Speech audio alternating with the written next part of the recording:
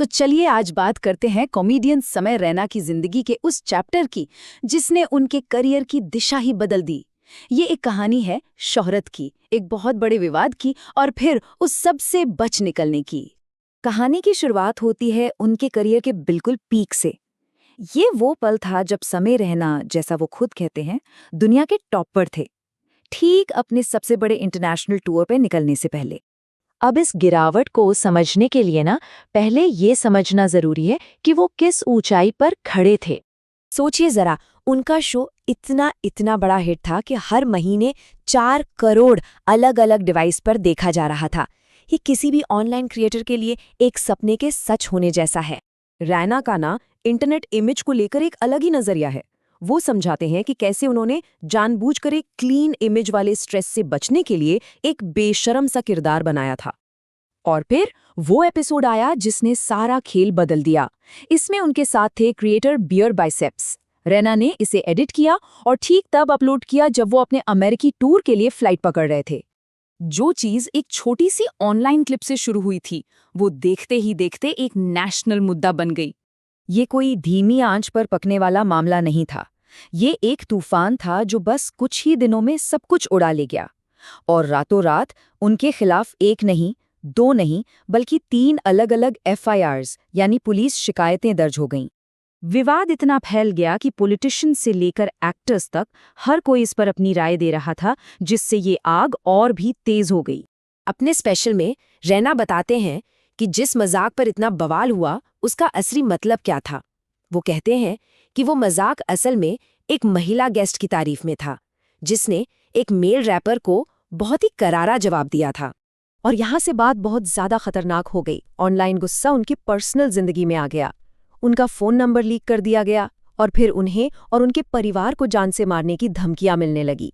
तो एक तरफ भारत में ये सब चल रहा था और दूसरी तरफ हजारों मील दूर अमेरिका में रैना एक भयानक मानसिक दबाव से गुजर रहे थे। दुनिया की नज़रों में वो अपने कैरियर के शिखर पर थे। अमेरिका में हाउसफुल ऑडिटोरियम में हजारों लोगों के सामने परफॉर्म कर रहे थे। लेकिन पर्दे के पीछे की सच्चाई वो बिल्कुल अलग थी। बैकस्टेज उन्हें एक भयानक एंग्जाइटी अटैक आया और उनकी थेरेपिस्ट फोन पर उन्हें शांत करने की कोशिश कर रही थीं। ये सिर्फ मानसिक तनाव नहीं था, बल्कि एक बहुत बड़ा फाइनेंशियल प्रेशर भी था। अगर टूर कैंसिल होता तो उनकी पूरी जिंदगी की सेविंग्स, लगभग 8 करोड़ रुपए का नुकसान हो सकता था। और फिर वो पल आया जब उन्हें पता चला कि उनके खिलाफ 3 FIR हो चुकी हैं। वो कहते हैं कि ये खबर सुनकर वो साइकोसिस में चले गए थे, एक ऐसी दिमागी हालत जहां सच और वहम में फर्क करना ही मुश्किल हो जाता है। जब वो अपनी जिंदगी के सबसे निचले पॉइंट पर थे, तब उनके माता पिता के साथ हुई कुछ बातों ने उन्हें एक नई हिम्मत, एक नया नजरिया दिया। वो एक बहुत ही इमोशनल पल याद करते हैं जब उन्होंने अपनी माँ को अपने दोस्त से फोन पर ये कहते हुए सुना। तब उन्हें एहसास हुआ कि वो अपना दर्द उनसे और नहीं छुपा सकते। उनके पिता की ये सलाह उस तूफान में एक लंगर की तरह काम कर गई। इसने उन्हें पूरी सिचुएशन को एक बिल्कुल अलग नजरिए से देखने में मदद की। रैना अपने पिता के इस शांत स्वभाव को उनके मुश्किल अतीत से जोड़ते हैं। एक ऐसा इंसान जिसने 1990 में कश्मीर में अपना घर, अपना सब कुछ खो दिया था, वो अपने बेटे को इस मुश्किल से लड़ने की हिम्मत दे रहा था। इस पूरे अनुभव से गुजरने के बाद रैना अपनी जिंदगी और अपने करियर को एक बिल्कुल नई समझ के साथ देखने लगे। आखिर में वो इस नतीजे पर पहुंचे कि ये जो ऑनलाइन दुनिया है ये कोई आर्ट का प्लेटफॉर्म नहीं है, बल्कि एक खेल है जिसके अपने ही नियम हैं। और उनके हिसाब से इस खेल में टिके रहने के लिए आपको अक्सर अपना असली चेहरा छुपाकर एक किरदार निभाना पड़ता है।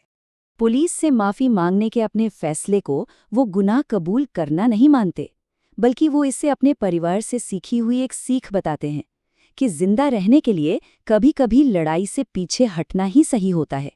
पर कहानी का अंत बड़ा अजीब था। जब वो भारत लौटे तो जिस मीडिया ने इस मुद्दे को इतना बड़ा बना दिया था, वो अब आगे बढ़ चुका था। विवाद लगभग खत्म हो चुका था। क्यों? क्योंकि उन्हें एक नया निशाना मिल गया था। समय रैना कि ये कहानी हमें आज के डिजिटल दौर में पब्लिक लाइफ को लेकर एक बहुत ज़रूरी सवाल के साथ छोड़ जाती है।